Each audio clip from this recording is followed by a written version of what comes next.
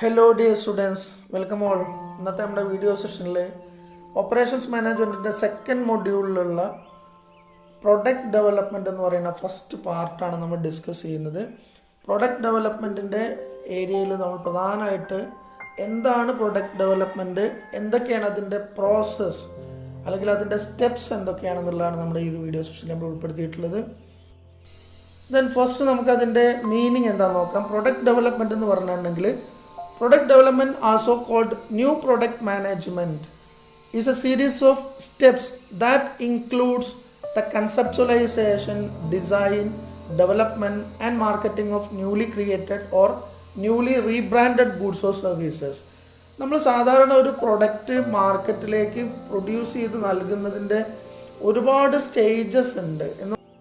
ഒരു പ്രൊഡക്റ്റിൻ്റെ concept develop ചെയ്ത് അത് ഡിസൈൻ ചെയ്ത് അത് ഡെവലപ്പ് ചെയ്ത് അത് മാർക്കറ്റ് ചെയ്ത് അതിൻ്റെ എൻഡ് യൂസറിലേക്ക് അത് എത്തി അവിടുന്ന് ഫീഡ്ബാക്ക് എടുക്കുന്നത് വരെയുള്ള ധാരാളം കാര്യങ്ങൾ ഇൻക്ലൂഡ് ചെയ്യുന്നതാണ് പ്രൊഡക്റ്റ് ഡെവലപ്മെൻറ്റ് എന്ന് പറയുന്നത്. പ്രൊഡക്റ്റ് ഡെവലപ്മെൻറ്റിൻ്റെ എലമെൻറ്റ്സ് ആയിട്ട് നമ്മൾ ക്രിയേഷൻ, അതേപോലെ ഇംപ്രൂവ്മെൻറ്റ്, എൻഹാൻസ്മെൻറ്റ്, ഇങ്ങനെ 3 കാര്യങ്ങളാണ് പറയുക. Creation and innovation have the way for new inventions and generation of A new product. ഒരു പുതിയ പ്രൊഡക്റ്റ് നമ്മൾ ഇൻവെൻറ്റ് ചെയ്യലാവാം, അതല്ലെങ്കിൽ ഒരു എക്സിസ്റ്റിംഗ് പ്രൊഡക്റ്റ് ഇമ്പ്രൂവ് ചെയ്യലാവാം, അതല്ലെങ്കിൽ നമ്മുടെ പ്രൊഡക്ഷൻ പ്രോസസ്സിലോ മെത്തേഡ്സിലോ ടെക്നിക്സിലോ ഒക്കെ എന്തെങ്കിലും എൻഹാൻസ്മെൻറ്റ് വരുത്തുന്നതാവാം, എന്തെങ്കിലും ചേഞ്ചസ് ഒക്കെ വരുത്തുന്നതാവാം. ഇതൊക്കെ പ്രൊഡക്റ്റ് ഡെവലപ്മെൻറ്റിൻ്റെ എലമെൻറ്റ്സ് ആയിട്ടാണ് നമ്മൾ പറയുക. ഒരു പ്രൊഡക്റ്റ് ഡെവലപ്പ് ചെയ്യാന്ന് പറഞ്ഞിട്ടുണ്ടെങ്കിൽ ചിലപ്പോൾ അത് ഒരു കമ്പനി ഇൻവെൻറ്റ് ചെയ്തിട്ടുള്ള അവരായിട്ട് ക്രിയേറ്റ് ചെയ്ത് അവരായിട്ട് പുതിയതായിട്ട് മാർക്കറ്റിലേക്ക് ഇൻട്രൊഡ്യൂസ് ചെയ്യുന്നൊരു പ്രൊഡക്റ്റ് ആവാം. അതല്ലെങ്കിൽ നമ്മളൊരു എക്സിസ്റ്റിംഗ് പ്രൊഡക്റ്റിൽ എന്തെങ്കിലുമൊക്കെ ഇന്നോവേഷൻ, പുതിയ എന്തെങ്കിലുമൊക്കെ മാറ്റങ്ങൾ വരുത്തിയിട്ട് അത് വീണ്ടും റീബ്രാൻഡ് ചെയ്യുന്നതായിരിക്കാം. അതും അല്ലെങ്കിൽ നമ്മൾ കോപ്പി ചെയ്യുന്നതായിരിക്കാം, അപ്പടി കോപ്പി ചെയ്യുന്നതും ആയിരിക്കാം. അതല്ലെങ്കിൽ നമ്മൾ നമ്മുടെ ടെക്നോളജിയിലോ നമ്മുടെ മെത്തേഡ്സ് ഓഫ് പ്രൊഡക്ഷനിലോ ഒക്കെ എന്തെങ്കിലുമൊക്കെ ചേഞ്ചസ് വരുത്തുന്ന ഒരു പ്രോസസ്സും നമ്മൾ പ്രോഡക്റ്റ് ഡെവലപ്മെൻറ്റിൽ പറയാറുണ്ട്. അപ്പോൾ നമ്മൾ ഡിഫറെൻറ്റ് സ്റ്റേജസിലൂടെ അല്ലെങ്കിൽ ഡിഫറെൻറ്റ് സ്റ്റെപ്സിലൂടെയാണ് നമ്മൾ പ്രൊഡക്റ്റ് ഡെവലപ്മെൻറ്റ് എന്ന് പറയുന്ന ഒരു കാര്യം നടക്കുന്നത്. പ്രൊഡക്റ്റ് ഡെവലപ്മെൻറ്റിൻ്റെ ഡിഫറെൻ്റ് ആയിട്ടുള്ള പ്രോസസ്സസ് എന്തൊക്കെയാണെന്നുള്ളതാണ് നമുക്കൊരു വിശദമായിട്ട് ഇവിടെ പറയാനുള്ളത്. അതിലേക്ക് നമുക്ക് വരാം. ഒരു പ്രൊഡക്റ്റ് ഡെവലപ്പ് ചെയ്യുന്നതിൽ 8 സ്റ്റേജസ് നമ്മൾ പറയാറുണ്ട്. 8 സ്റ്റെപ്സ് അല്ലെങ്കിൽ അതിൻ്റെ പ്രോസസ്സസ്, പ്രൊഡക്റ്റ് ഡെവലപ്മെൻറ്റിൻ്റെ പ്രോസസ്സസ് എന്നാണ് നമ്മൾ തന്നെ പറയുക. Idea generation, idea screening, concept testing, business analysis, product design or product development, test marketing, commercialisation, review of performance. ഇത്രയും സ്റ്റേജസിലൂടെയാണ് നമ്മളൊരു പ്രൊഡക്റ്റ് ഡെവലപ്മെൻറ്റ് നടത്തുന്നത്. First and foremost step in product development is idea generation. Idea generation refers to the systematic search for new product ideas. ഒരു പ്രൊഡക്റ്റിൻ്റെ idea നമ്മൾ generate ചെയ്യുന്നതിന് വേണ്ടിയിട്ട് ധാരാളം ഡാറ്റ നമ്മൾ കളക്ട് ചെയ്യും, ഒരുപാട് സെർച്ചുകൾ നടത്തും. Typically a company generates hundreds of ideas, maybe even thousands, to find a handful of good one in the end. എന്ന് പറഞ്ഞാൽ നമ്മൾ ഒരുപാട് ഐഡിയകളിൽ നിന്നാണ് ഒരു നല്ല ഐഡിയ, നമുക്ക് പ്രൊഡ്യൂസ് ചെയ്യാൻ പറ്റുന്ന ഒരു പ്രൊഡക്റ്റിൻ്റെ ഐഡിയ നമ്മൾ ഡെവലപ്പ് ചെയ്തെടുക്കുന്നത്. അപ്പോൾ നമ്മൾ അതിന് വേണ്ടിയിട്ട് ധാരാളം മെത്തേഡ്സ് ഉപയോഗിക്കുന്നുണ്ട്. പ്രധാനമായിട്ട് നമ്മൾ ഐഡിയ ജനറേറ്റ് ചെയ്യുന്നത് 2 സോഴ്സുകളിൽ നിന്നാണ്. ഒന്ന് ഇൻറ്റേർണൽ ഐഡിയ സോഴ്സസ് ആണ്, അതായത് നമ്മുടെ കമ്പനിയുടെ റിസർച്ച് ആൻഡ് ഡെവലപ്മെൻറ്റ് ഡിപ്പാർട്ട്മെൻറ്റ്, അതല്ലെങ്കിൽ നമ്മുടെ കമ്പനിയിലുള്ള നിലവിലുള്ള എംപ്ലോയീസിൻ്റെ ഇടയിൽ ഒരു സർവേ നടത്തിയിട്ടൊക്കെ ആയിരിക്കും. അങ്ങനെ ഒരു തറോ റിസർച്ച് നടത്തിയ റിസർച്ച് ഡിപ്പാർട്ട്മെൻറ്റ് നമുക്കൊരു ഐഡിയ ജനറേറ്റ് ചെയ്ത് തരാം.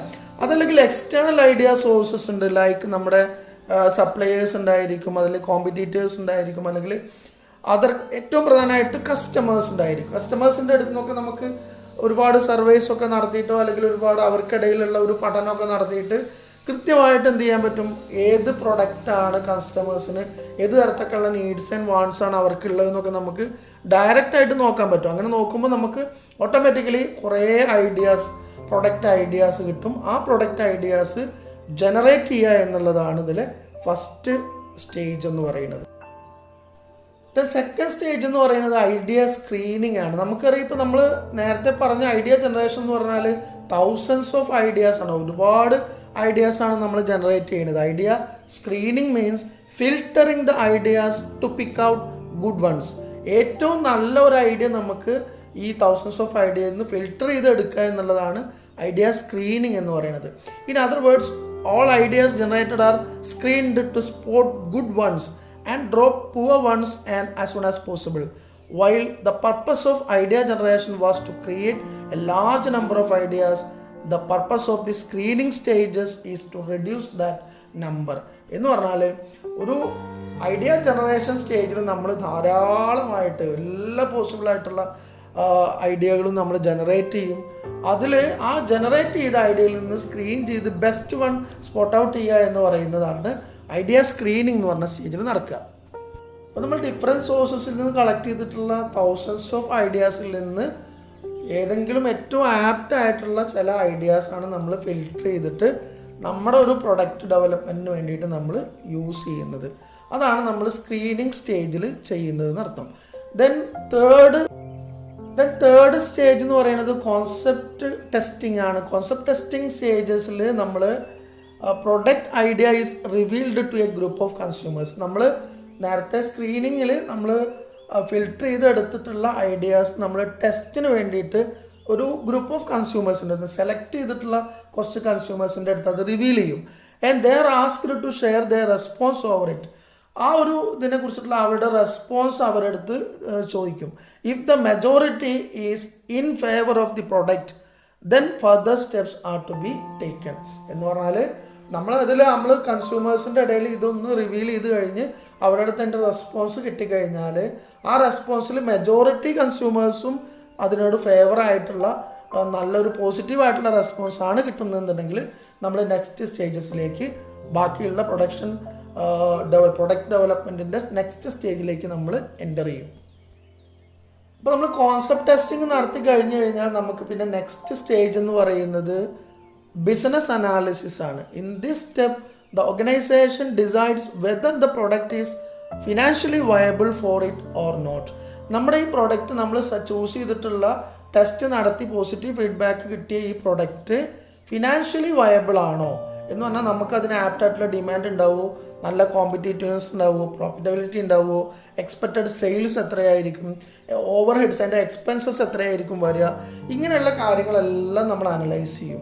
എന്ന് പറഞ്ഞാൽ ഈ പ്രൊഡക്റ്റ് ഫിനാൻഷ്യലി വയബിൾ ആണോ, ഫിനാൻഷ്യലി നമുക്ക് പ്രോഫിറ്റബിൾ ആവുമോ, ഇതിന് നല്ല ഡിമാൻഡ് ഉണ്ടാവുമോ എന്നുള്ള കാര്യങ്ങളൊക്കെ നമ്മൾ അതിൻ്റെ ബിസിനസ് അനാലിസിസ് സൈഡാണ്. അതാണ് നമ്മൾ നെക്സ്റ്റ് ഫോർത്ത് സ്റ്റേജിൽ ചെയ്യുന്നത്. ഫിനാൻഷ്യൽ വയബിലിറ്റി ഒക്കെ ചെക്ക് ചെയ്ത് കഴിയുമ്പോൾ നമുക്ക് ഓട്ടോമാറ്റിക്കലി ഈ പ്രോഡക്റ്റ് എത്രമാത്രം പ്രോഫിറ്റബിൾ ആണെന്നും ഇതിന് എത്രമാത്രം ഡിമാൻഡ് ഉണ്ടാകുന്നൊക്കെ ഏതാണ്ടൊരു ധാരണയാവും. അത് കഴിഞ്ഞാൽ നമ്മൾ നെക്സ്റ്റ് സ്റ്റേജിലേക്ക് പോവുകയാണ്, പ്രൊഡക്റ്റ് ഡിസൈൻ ആൻഡ് ഡെവലപ്മെൻറ്റ്. ഈ സ്റ്റേജിലാണ് നമ്മൾ മാനുഫാക്ചറിങ്ങിൻ്റെ ഒരു സ്റ്റേജ് എന്ന് പറയുന്നത്. ഹ്യൂജ് ഇൻവെസ്റ്റ്മെൻറ്റ് വരുന്ന ഒരു ഏരിയയാണ്. അതിൻ്റെ ഫിനാൻസിങ്ങും മാർക്കറ്റിങ്ങും ഡിസ്ട്രിബ്യൂഷനും ഒക്കെ നമ്മൾ ഡിസൈൻ ചെയ്യുന്നത് ഈ ഒരു സ്റ്റേജിലാണ്. അതിൻ്റെ അഡ്വർടൈസ്മെൻറ്റും പ്രൊമോഷനും ഒക്കെ അടക്കമുള്ള കാര്യങ്ങളെല്ലാം നമ്മൾ ചെയ്യും. പ്രൊഡക്റ്റ് ഡിസൈൻ എന്ന് പറയുന്നത് ഒരു വലിയ പ്രോസസ്സാണ്. നമുക്ക് നെക്സ്റ്റ് ഒരു ഇതിൽ പറയാനുണ്ട്, അപ്പോൾ നമുക്ക് ഡീറ്റെയിൽ ആയിട്ട് പറയാം. ആ പ്രൊഡക്റ്റ് നന്നായിട്ട് ഡിസൈൻ ചെയ്ത് ആ ഡിസൈൻ ചെയ്ത പ്രൊഡക്റ്റ് നമ്മൾ മാനുഫാക്ചറിങ് സ്റ്റാർട്ട് ചെയ്യുകയാണ്. Initially A small quantity is produce as A test batch. നമ്മൾ ആദ്യം മുഴുവനായിട്ടും നമ്മൾ പ്രൊഡ്യൂസ് ചെയ്യില്ല. വലിയൊരു ഇൻവെസ്റ്റ്മെൻറ്റ് നടത്തിയിട്ട് എല്ലാം കൂടി ഒന്നിച്ച് പ്രൊഡ്യൂസ് ചെയ്ത് കഴിഞ്ഞാൽ നമുക്കിത് മാർക്കറ്റിൽ ഇത് പോവോ ഇല്ല എന്നുള്ള നമുക്ക് കറക്റ്റ് അസസ് ചെയ്യാൻ പറ്റില്ല. അതുകൊണ്ട് നമ്മളൊരു സ്മോൾ ക്വാണ്ടിറ്റി ആദ്യം പ്രൊഡ്യൂസ് ചെയ്ത് അതൊരു ടെസ്റ്റ് ബാച്ചായിട്ട് നമ്മൾ പ്രൊഡ്യൂസ് ചെയ്യുകയാണ് ചെയ്യുക. ഇതാണ് നമ്മൾ 5ാമത്തെ സ്റ്റേജ്. ഇങ്ങനെ നമ്മൾ പ്രൊഡക്റ്റ് ഡിസൈൻ ആൻഡ് ഡെവലപ്മെൻറ്റ് എന്നുള്ള സ്റ്റേജിൽ ഒരു ടെസ്റ്റ് ബാച്ച് നമ്മൾ പ്രൊഡ്യൂസ് ചെയ്തിട്ടുള്ളത് ഒരു ആക്ച്വൽ ആയിട്ടുള്ള ഒരു റിയൽ ആയിട്ടുള്ള മാർക്കറ്റിൽ ടെസ്റ്റ് ചെയ്യുന്ന സ്റ്റേജാണ്. നെക്സ്റ്റ് 6th സ്റ്റേജ് എന്ന് പറയുന്നത് ടെസ്റ്റ് മാർക്കറ്റിംഗ് ആണ്. The stage of new product development in which the product and marketing programme are tested in more realistic marketing settings. എന്ന് പറഞ്ഞാൽ ഒരു റിയൽ ആയിട്ടുള്ള മാർക്കറ്റിംഗ് സെറ്റിങ്ങിൽ നമ്മുടെ മാർക്കറ്റിംഗ് പ്രോഗ്രാമും നമ്മുടെ പ്രൊഡക്റ്റും ഒക്കെ എന്ത് ചെയ്യാണ്, ഒന്ന് ടെസ്റ്റ് ചെയ്യാണ്. എന്ന് പറഞ്ഞാൽ കൺസ്യൂമേഴ്സിൻ്റെ മുന്നിലേക്ക് നമ്മൾ ഒരു ടെസ്റ്റ് ആയിട്ട് നൽകുകയാണ്. Test marketing gives the marketer experience with marketing the product before going to the great expense of full introduction. നമ്മൾ മുഴുവനായിട്ടും എല്ലാം കൂടി പ്രൊഡ്യൂസ് ചെയ്തിട്ട് കൺസ്യൂമേഴ്സിൻ്റെ അടുത്തേക്ക് കൊണ്ടുപോയി കൊടുക്കുമ്പോൾ ചിലപ്പോൾ അത് കൺസ്യൂമേഴ്സ് ആക്സെപ്റ്റ് ചെയ്തിട്ടില്ല വെച്ചാൽ നമ്മൾ അതിന് വേണ്ടിയിട്ട് സ്പെൻഡ് ചെയ്ത ഇൻവെസ്റ്റ് ചെയ്തിട്ടുള്ള ക്യാപിറ്റൽ മൊത്തം വേസ്റ്റ് ആവും. അങ്ങനെ വരാണ്ടിരിക്കാൻ വേണ്ടിയിട്ടാണ് നമ്മളൊരു ടെസ്റ്റ് ബാച്ച് പ്രൊഡ്യൂസ് ചെയ്തിട്ട് ആ ടെസ്റ്റ് ബാച്ച് നമ്മൾ ടെസ്റ്റ് മാർക്കറ്റിങ്ങിന് വിധേയമാക്കുന്നത്. അങ്ങനെ നമ്മൾ ടെസ്റ്റ് മാർക്കറ്റിംഗ് നടത്തി കഴിയുമ്പോൾ നമുക്ക് കൃത്യമായിട്ട് എക്സ്പീരിയൻസ് ചെയ്യാൻ പറ്റും. മുഴുവനായിട്ട് നമ്മൾ പ്രൊഡ്യൂസ് ചെയ്യണോ വേണ്ടേ എന്നുള്ള കൃത്യമായിട്ടുള്ള ഡിസിഷനിലേക്ക് നമുക്ക് പോകാനായിട്ട് പറ്റും. ടെസ്റ്റ് മാർക്കറ്റിംഗ് സക്സസ്ഫുൾ ആയിട്ട് കംപ്ലീറ്റ് ആയി കഴിഞ്ഞാൽ നമുക്ക് കൃത്യമായിട്ട് നമ്മളെ പ്രൊഡക്റ്റ് കൺസ്യൂമേഴ്സ് ആക്സെപ്റ്റ് ചെയ്തോ ഇല്ല എന്നുള്ളതൊക്കെ മനസ്സിലായി കഴിഞ്ഞാൽ അതിൽ പോസിറ്റീവായിട്ടുള്ള റിസൾട്ട് നമുക്ക് കിട്ടിക്കഴിഞ്ഞാൽ പിന്നെ നമ്മൾ നെക്സ്റ്റ് സ്റ്റേജിലേക്ക് പോകും. കമേഴ്സ്യലൈസേഷനാണ്. During this phase the product is produced in bulk on a continuous basis and launched across the target market with the proper marketing strategy and plan. അതായത് നമ്മുടെ പ്രൊഡക്റ്റ് ആക്ച്വലായിട്ട് ബൾക്കായിട്ട് നമ്മൾ നമ്മുടെ ടാർഗറ്റ് മാർക്കറ്റ് മുഴുവനായിട്ടും കവർ ചെയ്യാൻ പറ്റുന്ന രീതിയിൽ നമ്മൾ പ്രൊഡക്ഷൻ നടത്തുക ഈ ഒരു സ്റ്റേജിലാണ്. കാരണം നമുക്ക് മനസ്സിലായി നമ്മുടെ പ്രൊഡക്റ്റിന് കൃത്യമായിട്ട് കൺസ്യൂമർ ഫീഡ്ബാക്ക് പോസിറ്റീവ് ആണെന്നൊക്കെ മനസ്സിലായി കഴിഞ്ഞാൽ പിന്നെ നമ്മൾ ആക്ച്വലായിട്ടുള്ള ഇൻവെസ്റ്റ്മെൻറ്റ് നടത്തിയിട്ട് ആക്ച്വലായിട്ടുള്ള പ്രൊഡക്ഷൻ നമ്മൾ തുടങ്ങി വെക്കും. നമ്മളെ മാർക്കറ്റിംഗ് സ്ട്രാറ്റജി ഒക്കെ സക്സസ്ഫുൾ ആണെന്നുള്ളത് നമ്മൾ ടെസ്റ്റ് മാർക്കറ്റിങ്ങിൽ മനസ്സിലായിട്ടുണ്ടാവും. അതേ മാർക്കറ്റിംഗ് സ്ട്രാറ്റജി ഏറ്റവും പ്രോപ്പറായിട്ടുള്ള മാർക്കറ്റിംഗ് സ്ട്രാറ്റജിയൊക്കെ ഫോളോ ചെയ്തിട്ട് നമ്മൾ മുന്നോട്ട് പോകാനുള്ള തീരുമാനം എടുക്കും. ഇതാണ് 7th സ്റ്റേജ്. ഇത് ലാസ്റ്റ് സ്റ്റേജ് എന്ന് പറയുന്നത് റിവ്യൂ മാർക്കറ്റ് പെർഫോമൻസസ് ആണ്. നമ്മളിങ്ങനെ പ്രൊഡക്റ്റ് പ്രൊഡ്യൂസ് ചെയ്ത് നമ്മൾ അടങ്ങി കുത്തിരിക്കാൻ പാടില്ല. പ്രൊഡ്യൂസ് ചെയ്ത പ്രൊഡക്റ്റ് നമ്മൾ കസ്റ്റമേഴ്സിന് എത്തിച്ചു കഴിഞ്ഞാൽ പിന്നെ നമ്മൾ റിവ്യൂ എടുക്കണം. മാർക്കറ്റ് പെർഫോമൻസിൻ്റെ റിവ്യൂ എന്ന് പറയുന്നത് lastly the company keeps track of the product's performance in the market to know customer satisfaction level, demand, profitability, sales volume, competitors strategy and satisfaction of the middlemen involved etcetera. ഇങ്ങനെയുള്ള ഇതുമായിട്ട് product related ആയിട്ടുള്ള എല്ലാ ആളുകളുടെയും satisfaction ലെവലും ഡിമാൻഡും profitability എല്ലാം നമ്മൾ competitors അടക്കമുള്ളവരുടെ strategy ഒക്കെ മനസ്സിലാക്കുന്നതിന് വേണ്ടി കൃത്യമായിട്ടുള്ള ഒരു റിവ്യൂ നമ്മൾ നടത്തും. ആ റിവ്യൂ കൂടി നടത്തുന്നതോട് കൂടിയിട്ടാണ് പ്രൊഡക്റ്റ് ഡെവലപ്മെൻറ്റിൻ്റെ സ്റ്റേജസ് കംപ്ലീറ്റ് ആവുക.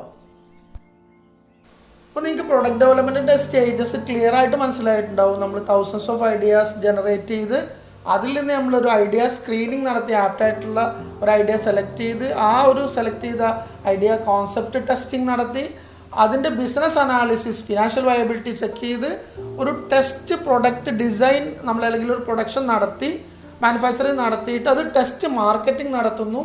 ആ ടെസ്റ്റ് മാർക്കറ്റിങ്ങിൽ നമ്മൾ സക്സസ് ആയി കഴിഞ്ഞാൽ ആക്ച്വലായിട്ടുള്ള ബൾക്ക് പ്രൊഡക്ഷൻ കമേഴ്സ്യലൈസേഷൻ നടത്തുന്നു. അതിനുശേഷം നമ്മൾ മാർക്കറ്റ് റിവ്യൂ കൂടി എടുത്തു കഴിയുമ്പോൾ കൃത്യമായിട്ടുള്ള നമ്മുടെ പ്രൊഡക്റ്റിൻ്റെ ഡെവലപ്മെൻറ്റ് കംപ്ലീറ്റ് ആവുകയാണ്. അപ്പോൾ നമുക്ക് ഈ ഒരു വീഡിയോ സെഷൻ അവസാനിപ്പിക്കാൻ എല്ലാവർക്കും ഹൃദ്യമായിട്ടുള്ള നന്ദി രേഖപ്പെടുത്താണ്. Thank you very much.